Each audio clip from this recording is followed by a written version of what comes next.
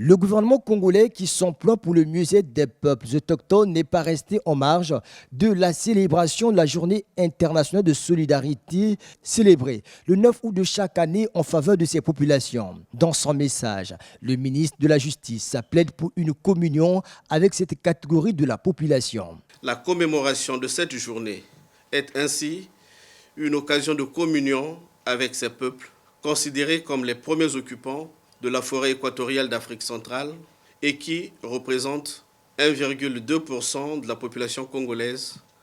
soit environ 45 000 personnes. Cette célébration est aussi l'occasion de montrer les potentialités culturelles des peuples autochtones. C'est aussi l'occasion de mettre en valeur les cultures des peuples autochtones, leurs traditions, leurs modes de vie et leurs réalisations. C'est enfin l'occasion de faire le bilan de la mise en œuvre de la loi numéro 5/2011 du 25 février 2011 portant promotion et protection des droits des populations autochtones, qui est une législation pionnière en Afrique et qui reconnaît à cette partie de notre population le droit de jouir, au même titre que les autres Congolais, des bienfaits des droits civils, économiques, sociaux et culturels dans un environnement propice